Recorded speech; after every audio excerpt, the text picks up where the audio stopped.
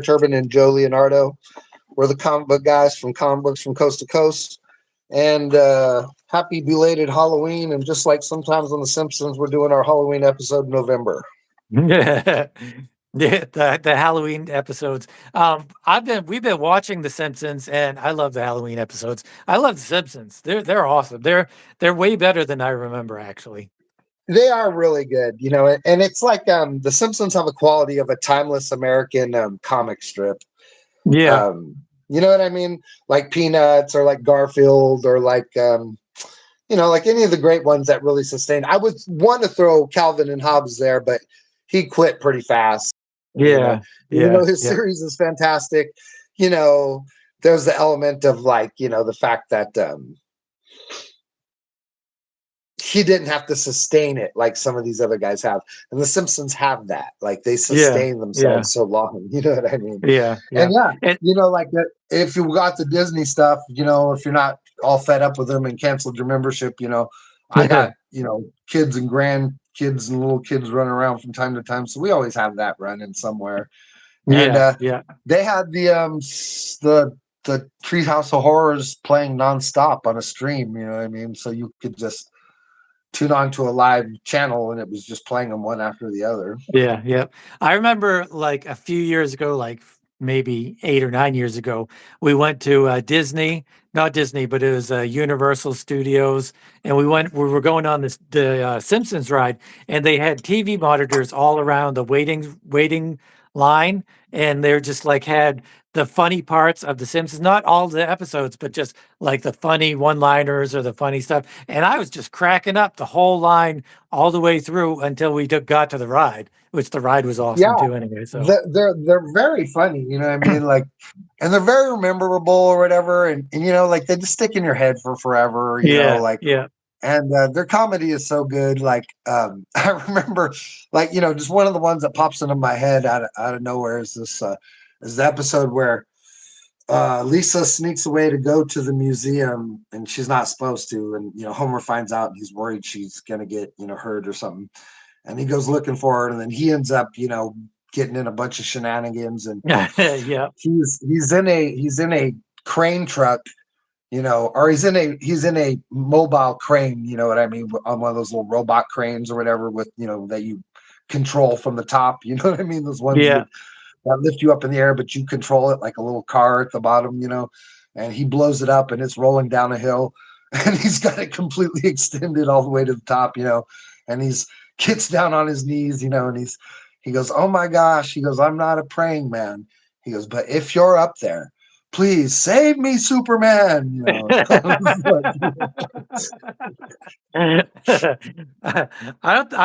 haven't watched that episode yet. We've been going through all of the episodes at night, so that's No, probably coming it's up. really great too. And I mean, just off the top, I can remember like the episode ends with them like because they sneak in. He takes her and he sneaks in. Like he feels bad that she didn't get to see, because she goes there to see this ancient museum, this ancient Egyptian art or whatever, and so he, they miss it, because of the shenanigans or whatever. But Homer takes her because he's Homer and he sneaks her in, Lisa, and they get to see the exhibit by themselves, in the museum, with no one Yeah, there. And as they're doing it, Homer being Homer, he accidentally bumps it and knocks it over, right? of And like, course, oh of no, course. they're gonna wreck it. But what happens is, it's just like an orb or whatever, right? And then Yeah. like he knocks it over and it rolls, right? And as it rolls, a little button on it clicks, right? And then all of a sudden it opens up and it's this wind up 3,000-year-old ancient Egyptian music box, and it plays this little melody, ding ding ding ding ding ding ding ding, plays this little melody, and Lisa's like, "Oh my god, Dad, like we're the first people to hear that piece of music in 3,000 years, like how special, like you know and as they're walking away, Homer's like, "Yeah, that was a good piece of music," and she's like, "I'll never forget it," and he goes, "I'll never forget it either," and then he starts whistling the Old Spice, da da da da da da da da da da, Yeah. and she just starts whistling it with it, and then it just ends, da da da da da da da da, like, Yeah. Hey, fun shout stuff. out to Peekaboo, said, hey, how's it going? And they remember that episode and Ghost That's Rider and sweet. Werewolf. PCAB zero. See what's going on. Yeah. We're just looking at some classic old, comic book horror stuff from the 70s. And basically the inspiration from this episode is just like, well, obviously those artists are amazing. And you can open up any of these books and they're so fun to look at. Like right off the back, like look at the insane, cross hatching on this stuff. Like it's so cool. And I mean, Who did that? this is from this is by Monk and Perln. It just says Moench Monch and Perlin. By Monch and Perlin. Lettering by Costanza, coloring by Russo, so probably Bob Russo, and then Len Wein is the editing. I know who that is, but I don't know who Moench is. This is I didn't realize this. I don't think I've ever read this. I just have it in my Ghost Rider collection, which I'm not a huge Ghost Rider fan, but I had comic book stores and stuff, so I've had so many things that I just have never looked at. This is John Byrne. That doesn't was ever. He's like he's another one of those guys that was doing like 3-4 books a month. Yeah, this is Ghost Rider number 20 by John Byrne. Marv Wolfman and John Byrne. Yeah. Like a lot of guys nowadays, you'll hear them go like, "Oh, I do digital art," because it's the only way to get my work done fast enough or whatever. And it's like, dude, tell that to John Byrne, tell that to Jack Kirby when those guys were doing like 5 books in a month and stuff. You know what I mean? Well, I wonder what else he was doing. This is because this is 76. I wonder how this correlates with the X-Men. This must be before X-Men, right? Probably correlates with it, I would think.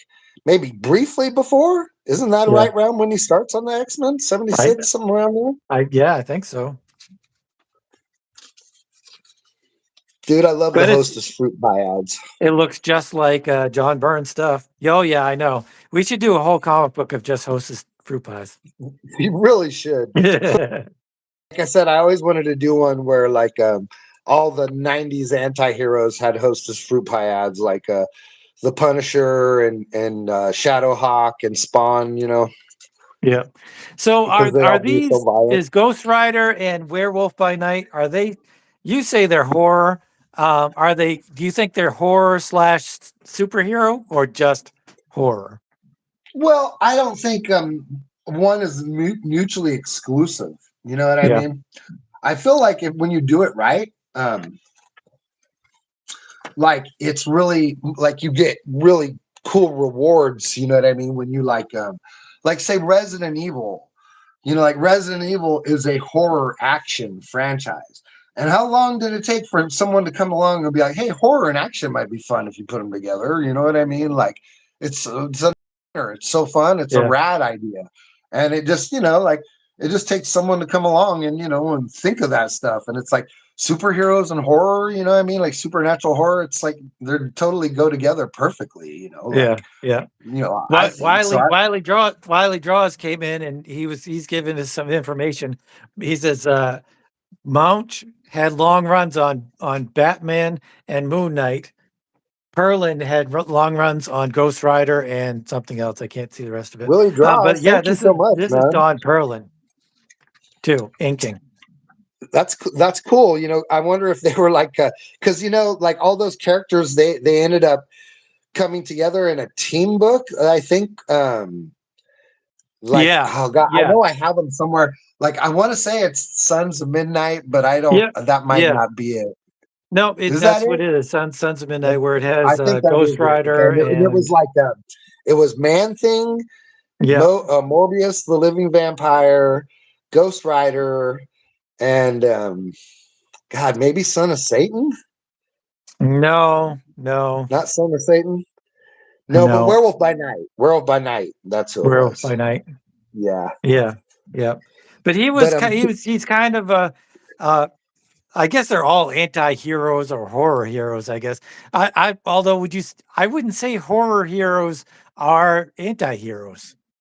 No, I don't think so either. Munch is saying that he believes that. I mean, He Willie created Dross Moon is Knight? saying that Munch created Moon Knight. Huh, that could be. I, Because you know, I I mean, always if he thought was doing Sienkiewicz. Werewolf by Night, But yeah, you know, that would make sense because because he was doing Werewolf by Night, and then and Moon Knight is a Werewolf by Night character. I always want to think like that Sienkiewicz created Moon Knight because his art, I guess, is yeah, what made no, Moon Knight famous or whatever. yeah. What really Well, Moon launched Knight the was character. in Spotlight before he had his own series, which was Werewolf by Night, Yeah, Spotlight. yeah, because he's So some sort of werewolf hunter in the beginning or whatever. Like. But it's trippy, like we've spoken of in the past, like how hey, and also Willie Draws, Dick, thank you for like chiming in with the information. It's always so cool when people you have to yeah, forgive me if we're not looking at the thing because we don't usually get people coming on and talking that much, but we really appreciate when you come in and leave comments like that. It's really awesome. yeah, But it is. yeah, I just horror like in general in the 70s, you know what I mean? It was just like everywhere and everybody was doing it, like and even I guess in the 60s and 50s, it's just like one of the most important comic book genres that support the industry for a really long time, like it's weird how things like cowboys are like crime will be, Yeah, yeah, pirates yeah. might It's be the main cyclical. thing, yeah, like for here or there or whatever. But horror always seems to be like in there.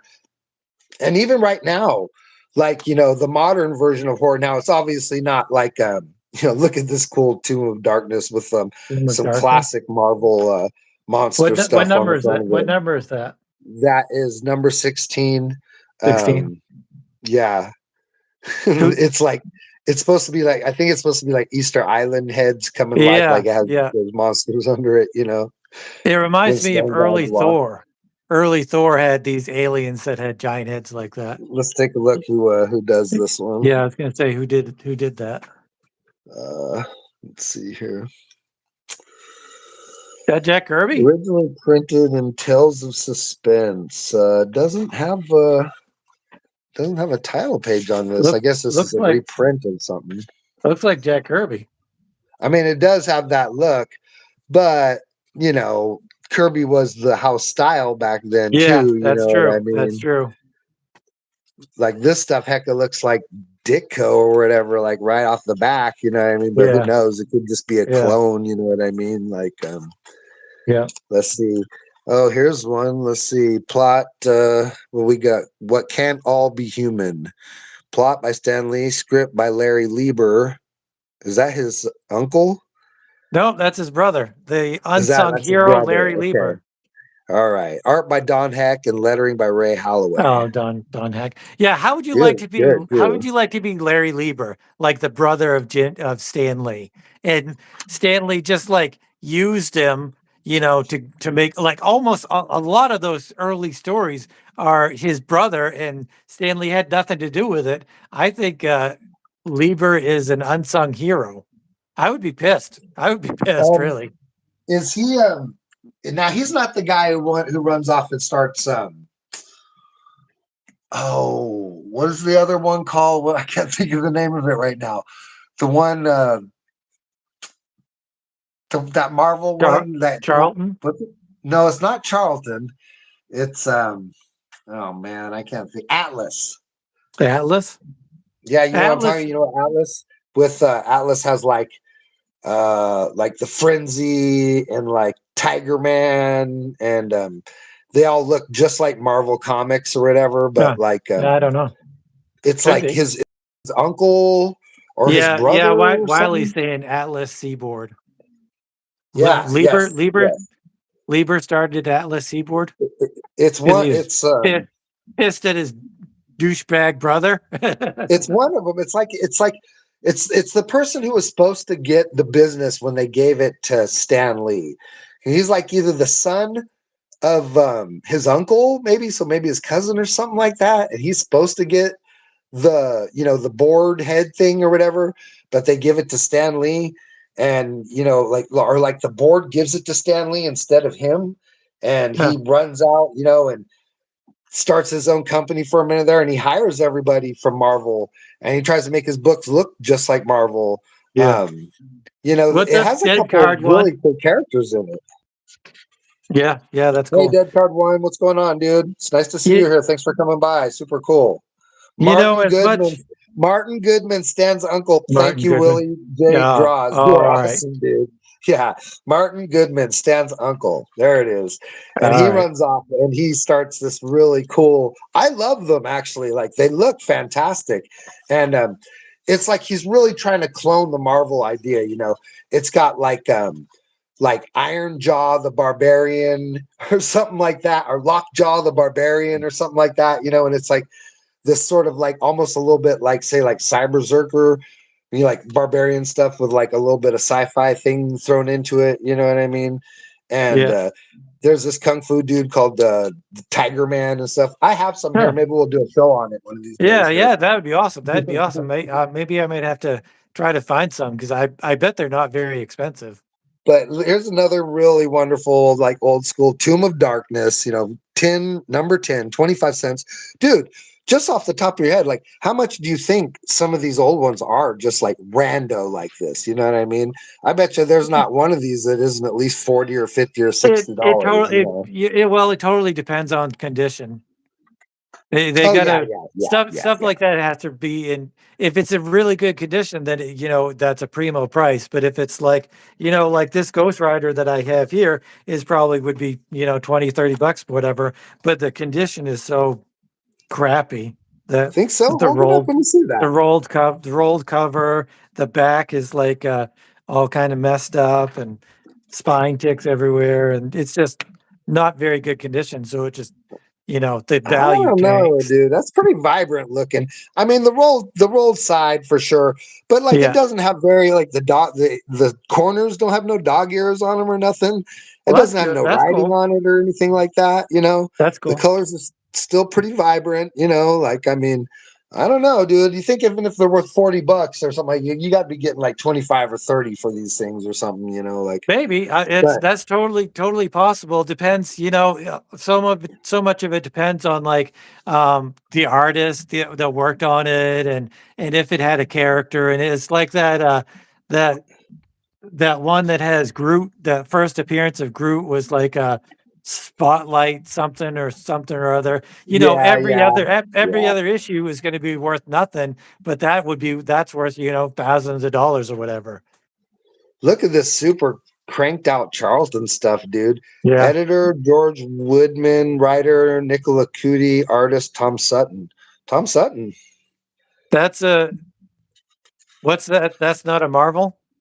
No, this is a Charlton, the many Charlton. ghosts of Dr. Graves.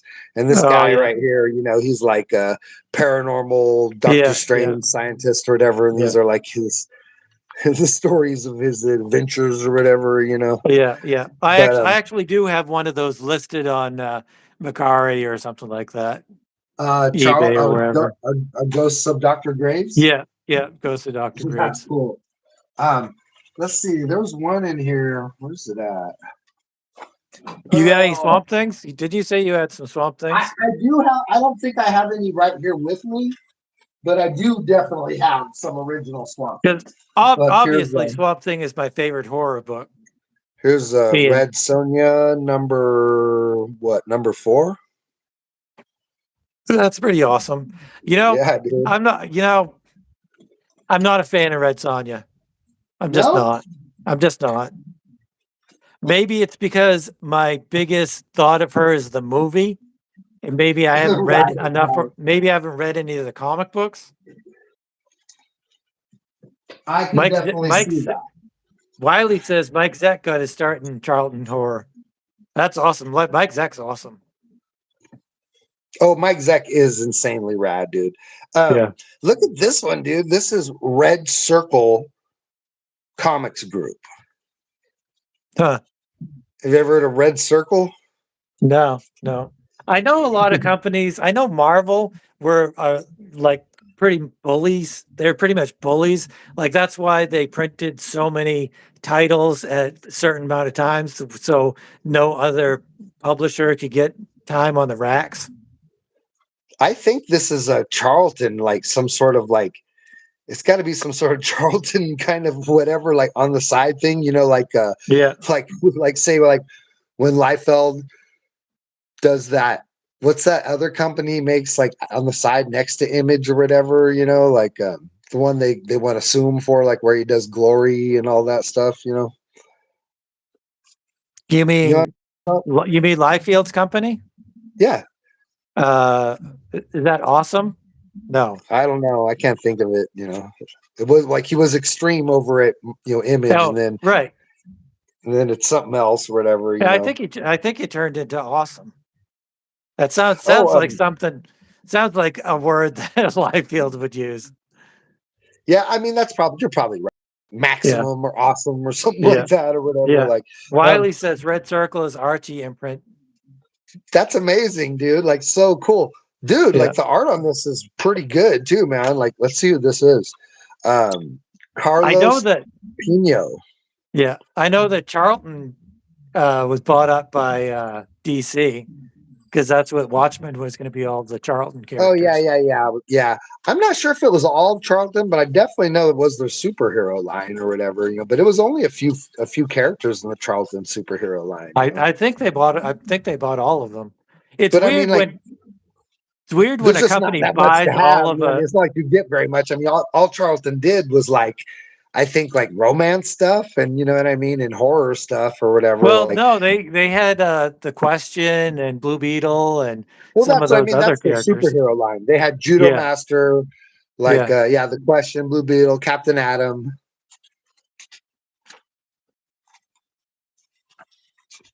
But I mean, they did that late in the game. You know what I mean? It's not like they weren't like, you know what I mean? They didn't produce those their whole run. Like Charlton didn't start to do the superhero stuff till right before they were done. Right. Because they were just basically like trying to see what they, like what would stick or whatever, and trying to like, stay in the game. And, all those You characters. ever rip anything out of comic books like a coupon or anything like that? Well, I certainly did as a kid growing up. You know what I mean? I don't anymore, obviously, but I totally did back then. You know what I mean? I sent in for a few of these things at least, Yeah. Definitely. Let's see. What else is a good one here? Hold on, I got some. Let's see. We might have to do some episodes on Swamp Thing and Total Ben and Steve Bissette. Well, I don't have a Swamp Thing with me, but I do have. Because I mean, those guys are just insanely incredible. Bissette and Total Ben are just. Here's a super cool. Here, let me pull these out of their bags so they won't glow. But here's a super cool freaking, the living mummy. Yeah. Freaking like how cool is that, dude? Like I didn't even know there was a mummy title for Marvel. Yeah. Yeah, I've heard of the living mummy. Tony Isabella co-plotter, Val Mayrick, artist and co-plotter. Yeah. Mayrick did a lot of Conan stuff. I could see that just by looking at this stuff for sure. You can see like the Buscema Mike Grell thing going on there, Yeah, definitely. Super like freaking Joe Kubert freaking, like Tarzan looking shot right there, like big time, living mummy, badass. Here's another super cool one. Frankenstein's monster. These crack me up. I love it when they just go like right for the the heart of that regular thing. Like, oh, just monsters like Frankenstein and the Mummy. Yeah, he looks like some weird hippie or whatever with that fur vest on. You know what I mean? It looks like something like Paul McCartney from the Beatles or something would be wearing. Yeah. Like who did the art for that? Let's see. Val Merrick, pencils. Val Merrick. Jack Abel inks, Hmm. Roy Thomas editing, Doug Munch on script. Bunch. Yeah. Yep, again, It's more like monster stuff. they had their own little section of the Mighty Marvel bullpen. It really is. It's like they were like the X-Files guys, like doing all the Yeah. monsters on the side or whatever. Yeah. Here's a super. Now this one is trash, but still super fun. Superman, World's Finest, featuring the original Vigilante right here, Yeah. and Superman versus a werewolf, which is just ridiculous. But I love stuff like that. Do you have And that? Do you have that Art Adams Superman annual where Superman fights vampires? I don't. It sounds badass though. It When is. is It is. that? Where is that? Like, is that from the '90s or is that from the Yeah. '80s? Yeah. That Early was 2000s? It's actually Superman and Batman. I think it's World's Finest annual. Now that I think about it. I mean the kayfabe. There's a whole episode of kayfabe that they talked about that. Which what didn't they talk about? Yeah, dude, those guys had, they knew their business pretty good too. Although, I say that, but then I would complain that they talked about the same stuff all the time, which they Right, would. you always like it when people show the underground stuff, and I think people like that too. People like to see the independent stuff or whatever. Here's a Man Thing. I don't have any Swamp Thing right here. I do have some in the box, but I have to go look for it. But I think I like Swamp Thing so much better. I think because he talks. I think the fact that Man Thing doesn't talk kind of turns me off. yeah, I can see that. I mean, it kind of probably pretty hard for the writer to hold the whole story up, but just from narrative prose text, and then all the other people just sort of like talking to to freaking Man Thing or whatever. Right. I guess Even though is how it it's a works. really cool idea that his swamp is like this dimensional nexus or whatever. I think, and he does this fear kind of acid thing or whatever he does. Yeah, I mean, So I think look at that's that, like man. awesome. Yeah, I mean, I think that was like basically like a theme of a lot of those characters, because I know it's the same thing as Ghost Rider. Like his I burn your soul up was the same thing as like the penance stare from Ghost Rider.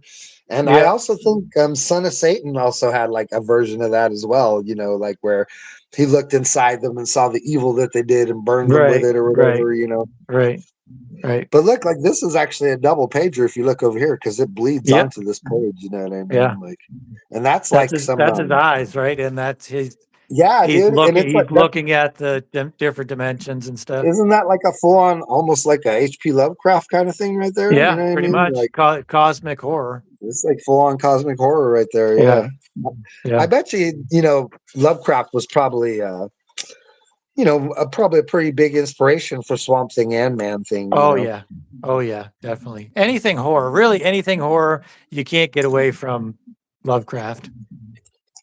Yeah, his influence is far reaching for a dude who did not do that much work.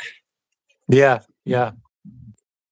Living Vampire, Morbius. Look at that great cover, dude. Are you a fan of Morbius? And did you see the movie? I did.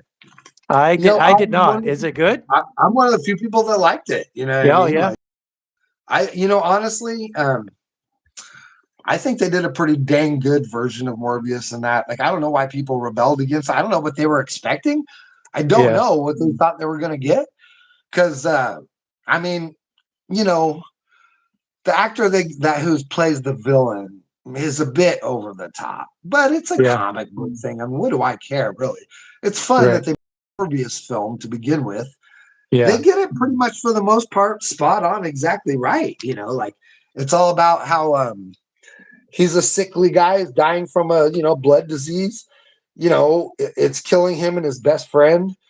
He accidentally stumbles across this enzyme in the vampire bats or whatever, and injects himself with it, obviously, and ends up turning himself into the living vampire.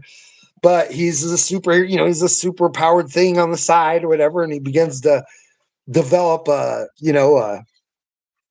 fake blood that he could drink, that controls his thirst, and his buddy's got the exact same disease, and is like he's basically was the money behind all of his research, you know what I mean? And now all of a sudden it's like he's like this perfect person, this superhuman thing, but he's like, oh, I don't want you to have my curse and have to be like me.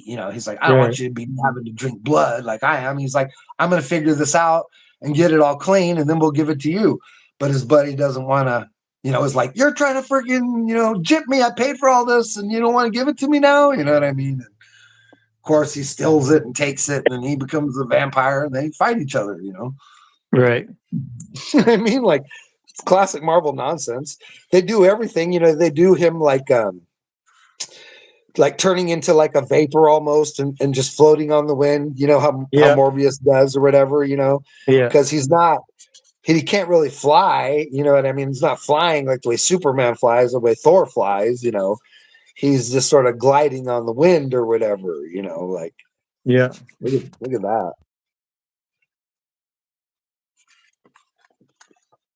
That was dope. He's like gonna eat that little kid in the car, Yeah. and that's the cliffhanger. The vampire's victim. So what does DC have for horror comics other than Swamp Thing? All DC stuff, dude, is that's what we were looking at. It's all the like House of Mystery and Oh House of yeah, Secrets. House of Mystery, House It's of Secrets. yeah, ghosts. We challenge Yeah. you to read True Tales of the Weird and Supernatural. Yeah. Haunted Tank and all that stuff. Yeah, Witching Hour. Yeah. Freaking. It's all the anthology stuff. You know what I mean? And honestly, Tales of the Unexpected. And Marvel is following suit, Journey into Mystery or whatever, See, I feel like Marvel's, like I was saying, the crossover between superhero and horror. I think they did that on purpose so that they could cross over into their mainstream comic. It was really hard for House of Mystery and all that stuff to cross over into like a Superman comic or something like that. Oh yeah, big time. So I think Marvel from the very beginning kind of knew that crossovers was where it was at. And yeah, I mean, eventually I think that's why the horror stuff kind of fades over time, Yeah. because the gimmick of it, just it can't last for forever, you know what I mean? And as audiences get, more desensitized by Alien and freaking Exorcist, and you know what I mean, and things like that, and then stuff like his Journey into the Moon, men or whatever, stops being, thrilling to kids or whatever, being corny or whatever. Yeah. Especially since you can't use the gore like you can in movies and stuff because of the Comics Code Authority. So you can only, there's a limit of what you can do. So you're really reliant on the story and characters, which is probably for the best. Will, it draws. You're totally right, dude. Yeah, I'm sorry, I didn't mean to ignore you, Alex. No, that's you're cool. just saying, that the DC anthologies had some like beautiful art back in the 70s. It really did. Like DC has always been, they're not. I'm not saying they're the better, comic book company, because both Marvel and DC are fantastic. But I understand that DC always paid better. You can say that DC is the best, and I'll say Marvel's the best, and so we balance each other out. But DC paid more, you know what I mean, and they paid faster, and because of that, I think artists probably like to work there a little bit more, and it's still that way to this day. They'll still say that DC pays better, their contracts are better, and for the artists, and that they pay faster than Marvel or anybody else. So it's not crazy to think that they probably got the best artists doing their best work, trying to stay on track and stay involved with the company or whatever as it goes through, because it's a cutthroat industry, comic books, you know what I mean, and there's only so much room for, the guys that are getting the job done, and the other people, like, you see them pop up and disappear because, like, you just can't make the grade or whatever, I don't know. Did DC pay better? They always have, dude, from what I Have they? hear. I mean, I'm no expert. I never worked for either company, Right. but Jim Lee and Mark Silvestri and freaking Rob Liefeld both all said that, I've all heard them say that DC paid way better and then they paid way faster. But maybe that's why maybe Marvel was more willing to take risks on new people, and that's That might be why right. you always had the young up and coming artists at Marvel, and then they would go to DC maybe. I think it's all timing stuff. You know what I mean? Like, who's got the hot book? Who's doing something cool? You know what I mean? Like, I think if I was Liefeld and I was drawing Hawk and Dove, and someone was like, "Dude, like we're floundering over at New Mutants. Would you like to come over and take a freaking whack at that?" And you're just like, "The X-Men? Yeah." You know what I mean? Yeah. Like, thanks, right Liefeld, for ruining the New Mutants. What's that now? Thanks, Liefeld, for ruining the New Mutants. Dude, I didn't like the New Mutants by Sienkiewicz at all. Like when I was a kid, it just was over my head. I did. I loved it. It was completely completely different. Well, anything that Claremont writes is gold for me. But I just could not get into it, man. I did buy them in the beginning, the first handful of them, but it was just like, dude, I just felt like he did not get it at all. Like it's, coming off the John Byrne stuff, and then getting what he did with the New Mutants. It was like more like a horror book almost, like what he was doing. You know what I mean? Yeah, that's what they were trying to do. They were trying to do something different. Yeah, I just didn't get it as like a 12 or 13-year-old. You know what I mean? I did not get it. Yeah. But years later, obviously, you grow up and you see what they're doing. You understand.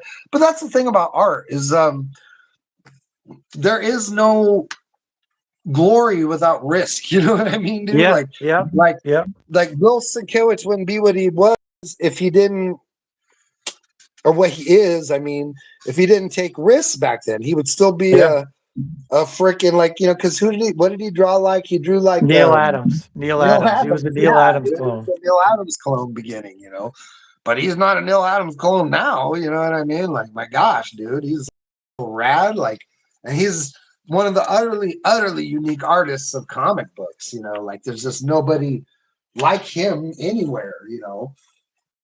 So, like you say, you have to take risks in order to have. Oh my gosh! When you look at this, just in time for us to be slowly winding down here. There's a Swamp Thing. That's an early one, right? This is number 18. Oh yeah, is that Wrightson still? Nestor Redondo. Who writes it? David Mechelin. Oh, David Mechelin. Yeah, I think 22 or 23 is when Alan Moore takes over and the set. Joe Orlando editing. But man, this book smells like an old library. Yeah. These pages, just the texture on them, dude. This is a tearjerker. I might have to reread it because it's all like cartoony, like Elmo characters that are in the swamp or whatever, and they're like these weird Teenage Mutant Ninja Turtle characters or whatever. I might have to reread this. Look over on my side and look at the shot of them kissing up in that. That's awesome. Kissing is so freaking hard. Drawing kissing is maybe the hardest thing you can draw in comics. Yeah, dude. And he's like kissing an old woman, like a grandma or like his grandmother or something. You know what I mean? Like, he's like Soldier Boy. Dude, like that's so freaking rad, man. Like that is just so beautifully drawn, And dude, like look at this. Like it's super cool because this is like, I believe, if I'm not mistaken, I believe that's Son of Satan popping up right there. Or no, it can't because this is DC. It's just got to be some like dude that looked exactly like him. Yeah, like he's even wearing like this little Satan freaking brooch or whatever, holding this cape together. Yeah. How much did you love these advertisements for what was coming up for Saturday morning cartoons? dude, like I'm so want to do one of those for like Entropy Alliance. You know Yeah, what I mean? yeah. Like I want to do a fake one of those so bad, dude. Like I want to do a fake Saturday morning on one side and a freaking Hostess fruit pie one on the other. You know what I mean? Like Oh, a stand-in for Pogo. Oh, that makes sense. That makes sense.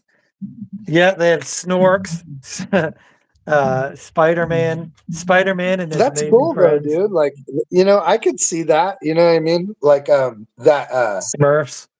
yeah, the one you're holding has got like a is like Pogo sort of intervening on the universe or whatever. Yeah, yeah,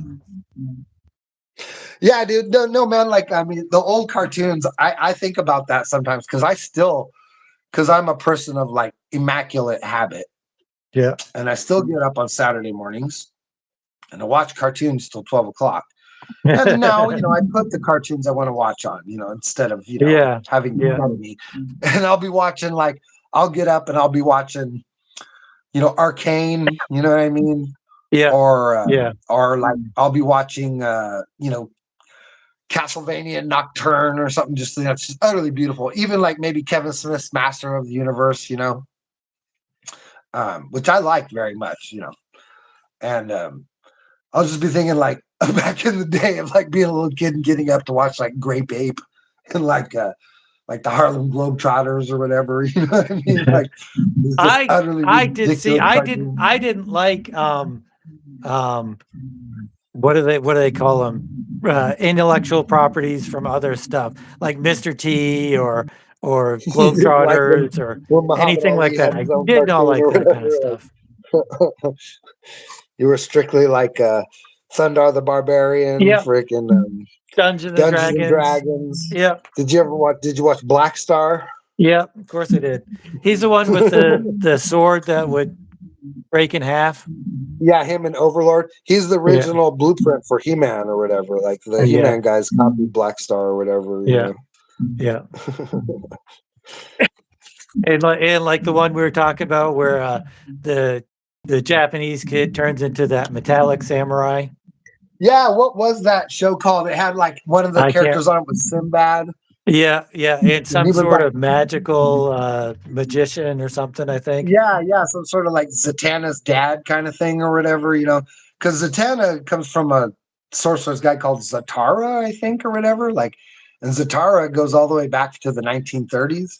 And at Yeah. some point, Zatanna takes over his spot or whatever. You know what I mean? It is basically the exact same character, but like a female. Yeah. Dude, I love the whole like mythology of old characters and all that stuff. You know what I mean? Yeah. Like, I've been thinking about that, like with the old, the Alliance stuff or whatever. Like, thinking about some of the characters' backstories is like, like I have like Dark Angel and Raven or whatever, but I was like, thinking about their names or whatever, like Bruce Baxter and freaking, you know what I mean? Yeah. Like, Yeah. who they are and stuff, like things like that or whatever, like the Admiral, like, you know what I mean? Like who the Admiral really is, you know what I mean? Like, Right. I was actually going to bounce the idea off you. And even if you tell me no, I'm probably still going to put it in the book. That's okay. He's Admiral Patriot, he's Admiral John Patriot. His name is John Patriot. You know what I mean? Yeah. Right. And his rank is that he's the ex-admiral of Starfleet or Star Command or whatever you call it. Yeah. Like I've never put down what it is because I haven't addressed Right. that yet. Yeah. Whatever you want it to be called, But I was thinking about how we have that big fight scene coming up, and Yeah. I'm gonna just leave it to you for you to do whatever you want to with it. You know what I mean? As long as at the end they both realize that they have to just go deal with this problem, that they can't sit and beat the crap out of each other even though they want to. Right. You know what I mean? And then in the next issue we have that big scene where Dr. Entropy just about kills like Superion or whatever. The next issue after that. But I was just thinking, like, I kind of imagine like I He does imagine kill. like He does kill Admiral. him, doesn't he? Well, yeah, I mean, for them, Yeah. yes. As far as the audience knows, he's gonna get killed. Right. I'm even Right. gonna. I've been researching images, and I'm even gonna send you some shots of villains standing over fallen heroes. You know what I mean? Yeah. So that, like, you know what I mean. So kind of what we should be aiming for, like with the end of that fight or whatever. But that's further down the road. Yeah. But I was just thinking, like, I see the Admiral is a little bit like, I know you don't follow this or know this very well, but I was thinking he's a little bit like Goku from freaking Dragon Ball Z. Yeah, Because I don't know. Goku is very much like just a, is a very powerful character to begin with. But when he powers up and becomes this thing called the Super Saiyan, you know what I mean? He is almost like virtually invulnerable, and he's like Superman essentially, he's like a version Right. of Superman. And all the heroes in that story can essentially do that. And I was just kind of thinking, like, I know, there's going to be a big power up battle between these two guys. And I was just like, just those ideas, like they service them very well, not to say like you have to do any of that, but I, just, having the character who like seems very, because even my daughter was like, how is he going to fight Superion? Like Superion's like major thing. And it's like, no, dude, like Admiral seems very, normal or whatever, but he's got a little trick up his sleeve. And when he does it, he's pretty hard for you to take down or whatever, and, I was gonna have like, like in the scene when he finally does power up, he's like, yeah, I'm the Admiral and I got this fast. And he's all, but like where I come from, he goes, they also have a different name for me. And he's like, gonna tell him that it's called, like when he powered up, he's called Dark Star. Yeah.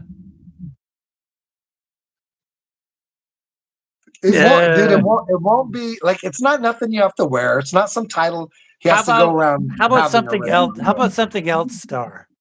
Well, you come up with something that you're comfortable with, and I'm fine with that. Oh, I'm just thinking like he's good, and his like the people, like, they're Starfleet or whatever, they're good. So Dark Star kind of sounds, plus it reminds me of Dark Stars from DC.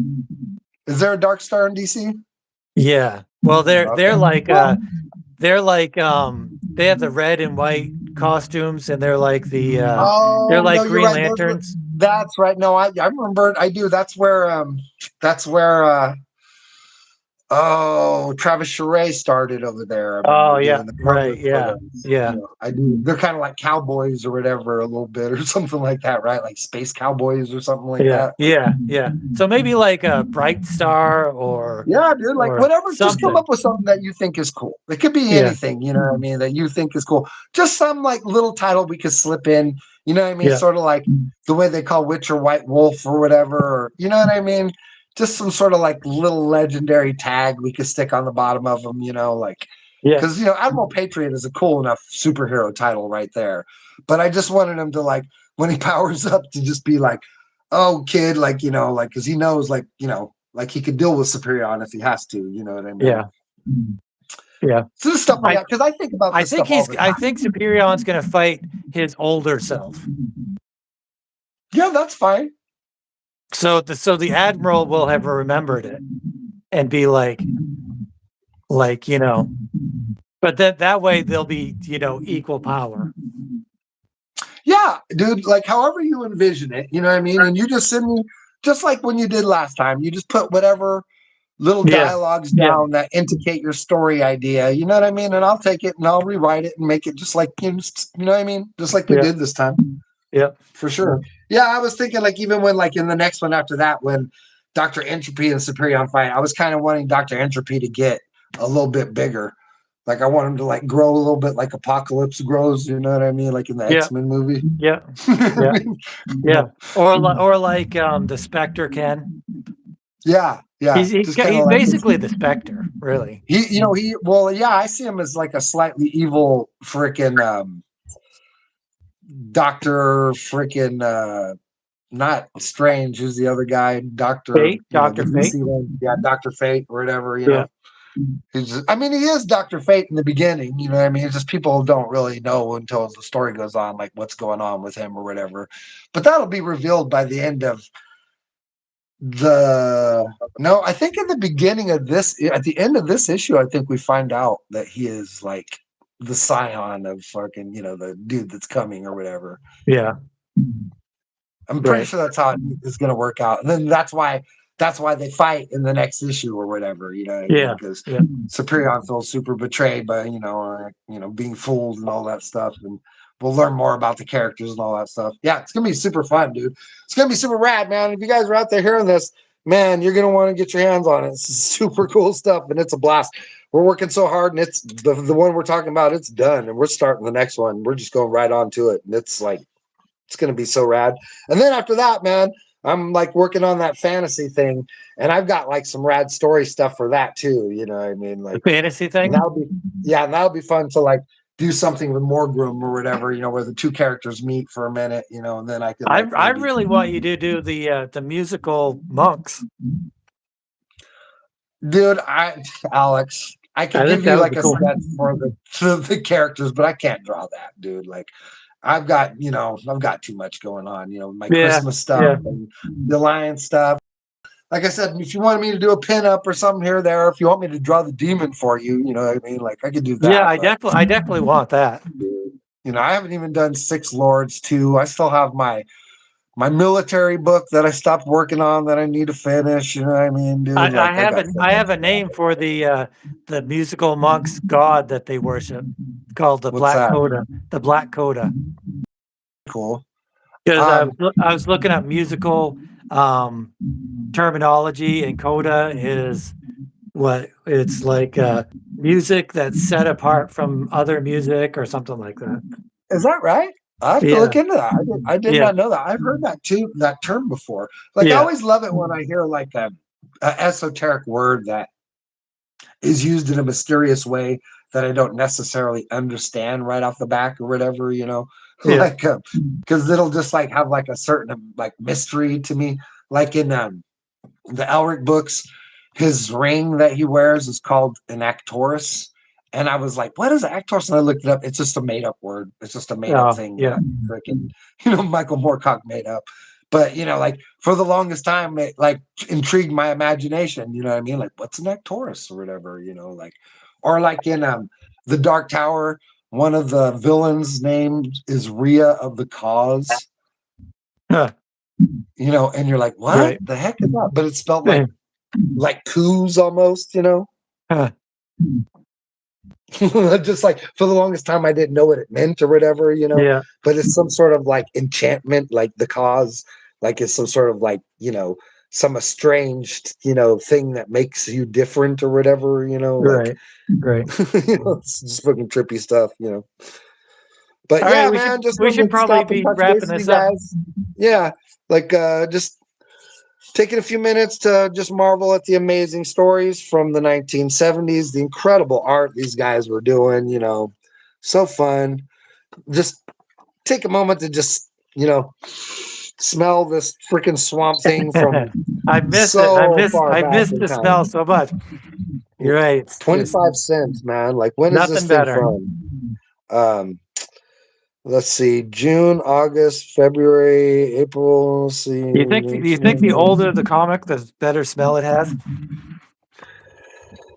Oh man, is that like real or is it just nostalgia? You know what I No, mean? Like no, it's a real thing. It's a real thing.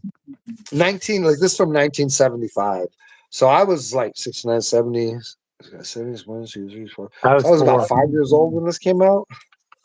Yeah, You were what, 3? I was 4. I was born in 71, so 71. I was So 4. you were, yeah, so you were 5. You were 3. So 75. So it's Yeah, 3, 4. 74. Oh Then yeah, I so was 4. you were 4. Yeah, you were Yeah, 4. Yeah. That's crazy to think about, right? Like yeah. you, old man Alex, were 4 years old when this came out. You know what I mean? You couldn't read this. You know, it was too I'm complicated. flabbergasted that the Mutanda stuff I did in the 90s is 30 plus years old. I'm like, That's what? wild, right? It's crazy. That's cool that you have that under your belt at least. You know what I mean? Like Yeah, in the 90s, all I did was almost get recruited and then do nothing. You know, like yeah, yeah. So this is the newest issue of Random Access, just printed out today, and I'm going to be sending it out to patrons either tomorrow or the next day. But it's got some awesome artwork and awesome storylines by me.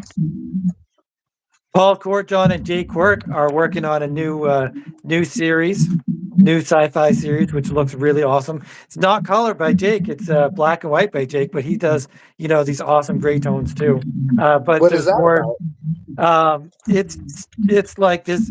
Unfortunately, this is the Inktober issue, so I had to make room for all of these awesome Inktober prompts by Richard Parker. So everybody ended up with a couple less pages than I would have liked. So there's only a couple pages, but it's like a sci-fi fantasy thing. Right on. That looks really cool. Yeah, it's looking That's rad.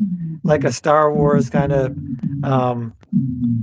oh, what's that bounty hunter, space bounty hunter? The hell's that called? What Boba Fett? No, the movie with Molly Ringwald. Oh, Space what Hunters. Adventures in the Forbidden Zone? Yeah, Adventures in the Forbidden Zone. It's Space Hunter Adventure, Bounty Hunter. Yeah, you're right. That is Anyway, Space it Hunter looks Adventures in the Forbidden Zone. You're right. yeah, yeah, yeah. It looks like that. And we Dude, got that's some more. badass though, dude.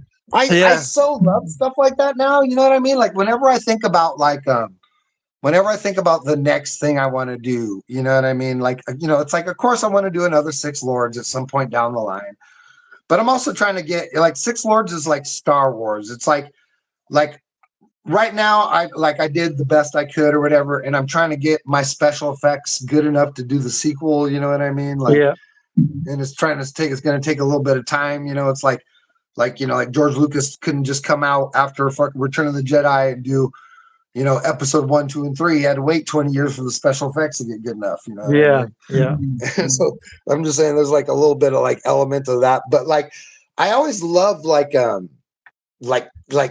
stuff like what you're talking about, like going back to old things that are just like super cool and like kind of like corny or whatever, but making them like cool Crawl. again. Yeah, Yeah, like Kroll or like Space Hunter, you know what I mean? Like stuff like that is so cool.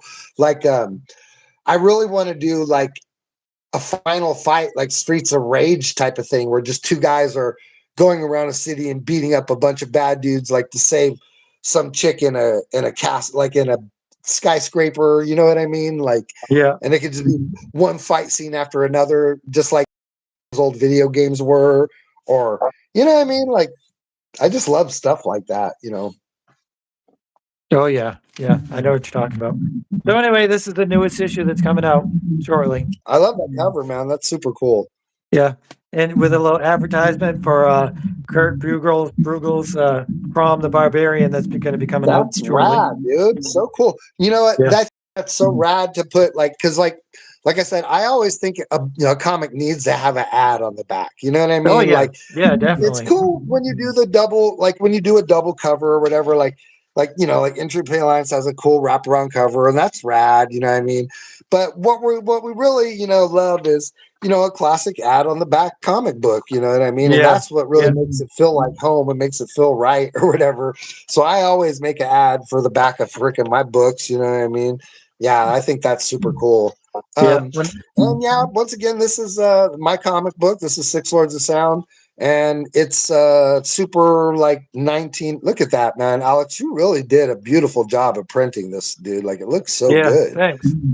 I really can't say enough about how great the printing on it looks. That's awesome. And yeah, super, influenced by the 90s stuff.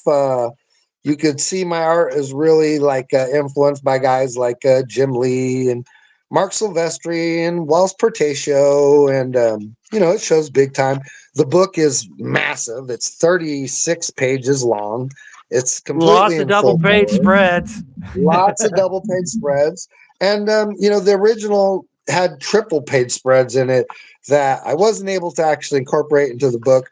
But thanks to a little diligence between me and Alex, we were able to reformat them and get them incorporated into the book. Yeah, And so now you really get these fabulous, ending sequences is like so huge and so massive, all laid out inside the book, which I'm really grateful for that we were able to achieve, because the book's just so much more entertaining when you're not pulled away from the story. You know what I mean? And it's yeah, all right there yeah. in the grasp of your hands, like as you're reading.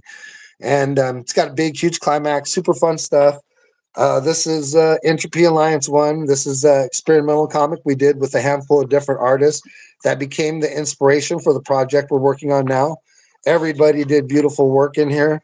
There's Alex's stuff. There's really beautiful stuff from Jamie Barrows, just Jamie on Instagram. Really amazing looking stuff from Matt Alex Che. Kaiju. Yeah, no, Alex the Kaiju. Right. I always get those two guys mixed up. I'm sorry. Alex the Kaiju. And this is really great looking stuff. He really crushed it on this. Yeah, Swayze Crazy, you know, bringing in his really fun art. And then these amazing pages from Charles Degalado. And all this stuff worked together like so beautifully. Like the story just came together so well that Alex and I had come up with a bit more story, and I just really, being a big DC guy, just was using my opportunity to kind of finally do a team book DC style thing like I've been dreaming of doing for a long time. So that's what this is. And then the sequel to this is coming out very shortly. So if any of these comics look interesting to you, you want to head on over to Alex's website, which is comicbookcreator.com. Comics Creators. Comics Creators Marketplace.com. With it, Comics Creators Marketplace.com. Yep. Yeah. With S's on the end. Comics Creators Marketplace.com. And go over there and you just punch in the title that you're looking for, whether it's Alex's Random Access or the Entropy. No, I don't think Entropy Alliance is up there yet. It's going to be soon. Yeah, you could definitely get Six Lords of Sound. It's available up there right now. Or if you like, you can direct message me on Instagram. And if you'd like to direct message me, we'll talk for a minute. And you can ask me any questions you like about the story, and I will get you a copy. So Alex and I are original comic book creators. We're always working on stuff, and we appreciate your guys' support and time. Thank you for watching the show. Thank you immensely to @WillieDraws7594 for being so cool. Dude, we might make you a regular because you were just so fast there with your and he knows a lot of stuff. Yeah, and you were so helpful. And I just want to stop and say thank you so much for adding so much great context to the show. It was wonderful having you as a guest. You rule, bro. Thank you for coming on. Anything else you'd like to drop, Alex, before we get out of here? No, I think we're all set. All right, you guys. You know what we always say in the show: you keep on creating.